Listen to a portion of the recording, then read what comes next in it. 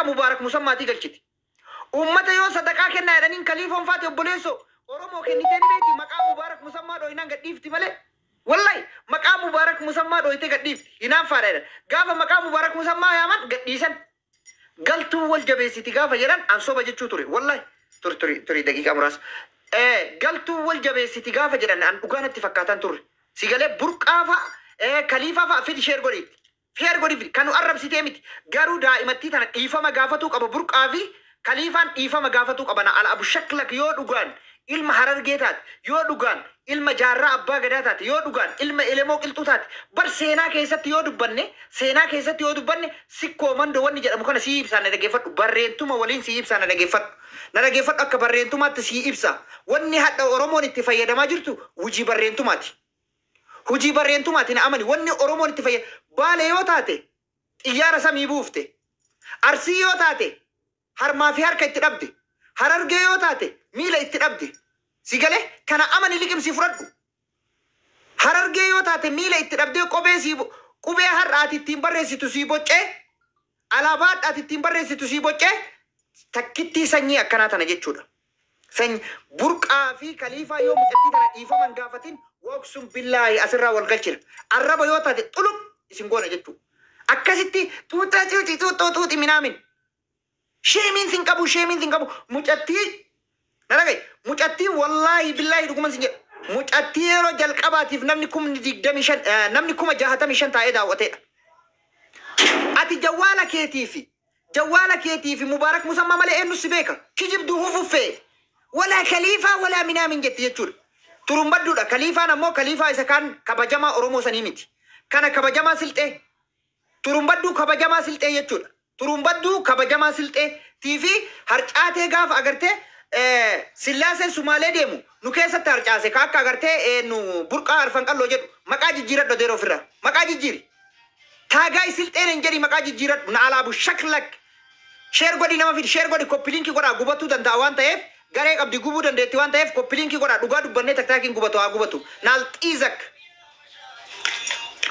naal abu shaklak dhageeffadhu ati dhugumatti ilma harargeetii min aman wallahi kaliifaa fi turumbadduu fi burqaan ilma harargeetii min amana fudhadha ilmaan harargeetii miti hattoota harargeetii yoo ta'anillee hattoota isin warra hattummaa irratti wal deeggaru warra hattummaa irratti hattuu deeggaru warra agartee dheengadda ijoolleen walloo rabbumaa jedhi mallayni kenna meeqatu gale rabbumaa jedhi mubaarak musammaa mallayni kenna meeqatu gale jedhanii maal balleessite mucattiin daa'imti tun hagana keessa jira jettee suuraa fiddee sii laxxafaarti garuu I am confident dubbachuun kenna hattuu harkaa baasee mana oromoo godhe sadaqa mattuu harkaa baafnee mana oromoo goone mee dhuguma dandeetta mana mubaarak deebisi burqaa moo furqaa maaliif hin jettu maqaa baafattee burqaa farqalloo jettee arfan qalloo maqaan balleessin hattuu ilmaan oromoo keessatti dhiiga gadi hattuu fiddee silxee osoo deemaatii biyya keessa laalaa jedhanii kadhatan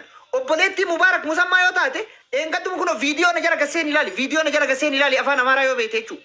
Sigale afaan amaaraa yoo beekte viidiyoo na jala gaseen ilaali biyya keessan deemaa daawwadha biyya keessan hin tuffatinaati mubaarak musammaatitti illee himi deemi daawwadhu jechaan jirti mucayyoon hayyee ummaatiyya gaafatu ture jetteen ani silxeen akkam jirti biyyi silxee maaltu jira jettee naal xiiza keechuudha wallaahi billaahi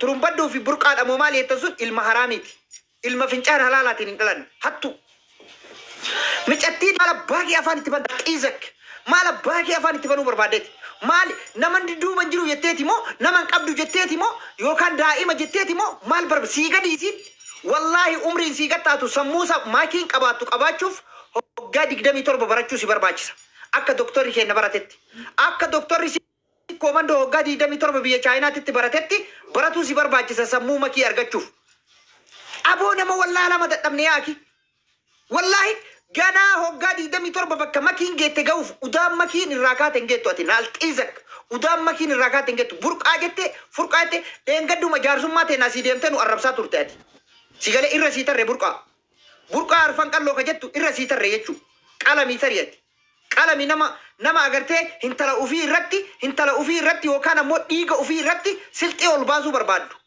turumbadduu yoo ta'e eenyu afandii ibraahim yoo ta'e kunniin hushaan amaara si jamar amaara wallahi fincaan dirre dawaati dhalate. Ujoollee fincaan dirre dawaati dhalatteedha na amani. Burqaa jedh afandii jedh turumbaddu ujoollee fincaan dirre dawaa agartee amaarri xiqqoo keessa jiru sani fincaan saniin dhalatte ati. Gudeeda ilmaan Harargeeti miti. Gudeeda ilma Harargee irraa bahee miti ati. Akkami mucattii burtukaana agartee hindii fakkaatu tana obboleessu. Mucattii burtukaana agartee hindii fakkaatu tana akkamitti silxee jalatti mataa gadi qabuu barbaaddeetati. Akkami mataa isii cabsuu barbaaddeeti. Akkami hamilee isii dha'uu barbaaddeeti. Naal xiizak. Naal wirwir. Si galee naal tush jechuudha. Har'a booda gadi ba'i waa'ee maayikii dubbatu. Gizee waa'ee maayikii dubbattu sa'atii 24 si galee saree Arabaa afaan keessa dhungadhu. Abooda dhabni kana yaakii hooleyyii biyya Arabaatti biyya Faranjiitti achi erganii saree hudduu dhiitu. Teetiifuu saree hudduu dhiitee Mubaarak Musammaati leenca darbita.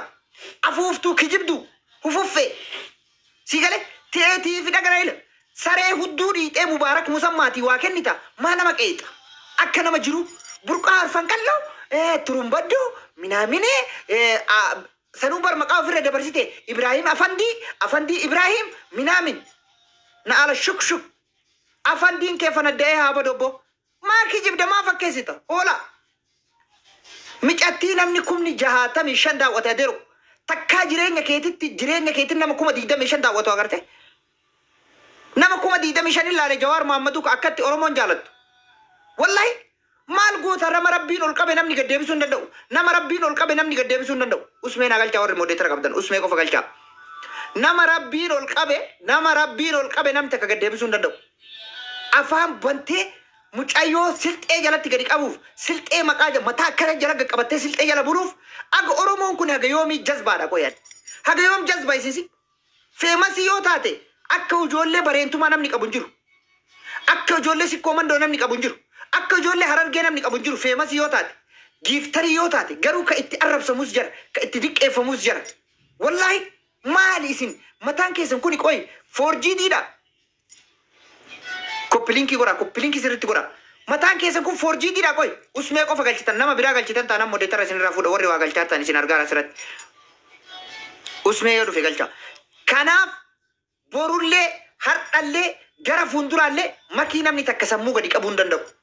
Ujoolleen Harargee gariin ammoo takka jazbaan rabbiin agartee sammuu jaraa qollofe. Rabbiin sammuu jaraa hidhamtoonni makii arrabsanii jechuudha. Diqaalaan walirruma gorti diqaalaan faayidaan qabdu wallahi. Osoo diqaalaan ilmaan Oromoo keessaa baate osoo diqaalaan galteen ilmaan Oromoo keessaa baate ilmaan Oromoo waliin dhabdu. Akkamitti leenca torba naabuusaa siin jetti silxeen.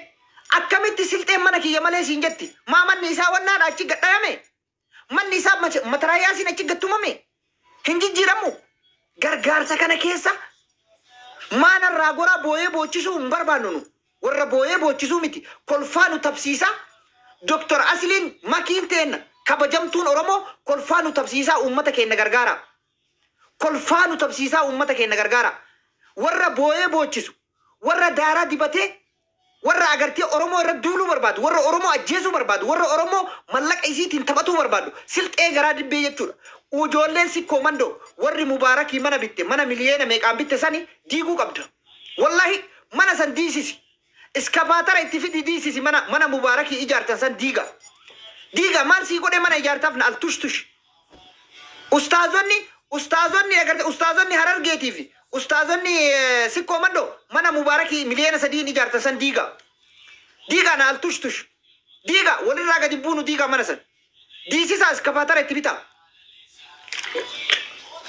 Ummata ofiitiin taane silxee malee yaaki. Usmee galchaa gaayis isiniin jedheera usmee galchaa dhufee jira. Kanaaf borullee hadhallee silxeen Oromoo keessatti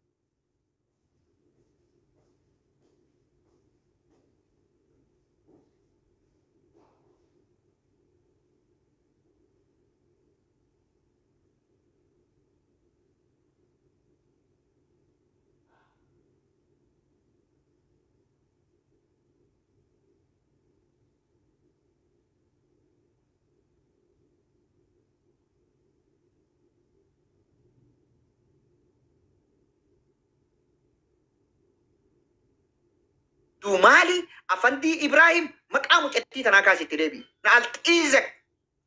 Ummata gaafa agartee Mililik. Gaafa yookaan ammoo Sillaaseen Sumaalee dha'uuf deemu keessatti harca'ee Harargee keessatti hafe.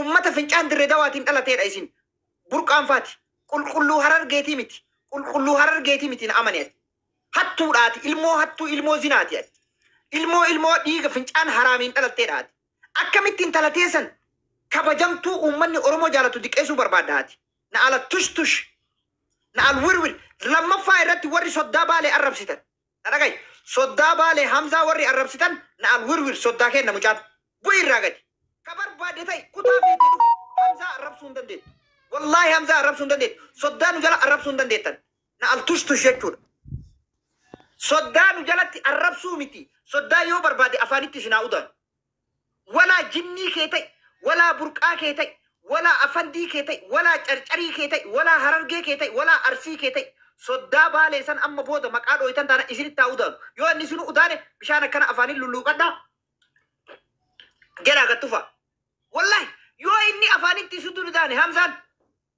afaanitti yoo isin udaane soddaa kenna kabajamaadha jaalatamaadha nam takka maqaa dha'uu hin dandeettu tush wallahi rafaa dhufte intala kabajamtuu fuudhe rafuu qaba intala baalee fuudhe rafuu qaba booyee si waliin boochisuu qaba si waliin iyyuu qaba si waliin alba'uu qaba albaati takkaa yoo uummata kee gargaarte ati silxee gargaaruu malee afandii Ibrahim dhagaye afandii Ibrahim tokkorraa ka'ee haga 30 meeqa achitti gale turumbadduun jettan nama inni itti kenne iyyuu nagarre silxee maa kenne innillee burqaan ammoo sammaraan ga'u jazbaadha burqaan jazba na amani wallahi burqaan jazbaadha burqaan horii deddeemu horii lafa dheedu hamma wallahi burqaan akkasi burqaan ham waa nyaatu wanni sun jimma ta'uu shakkaayyuan na amani wallahi jimma ta'uu shakka burqaan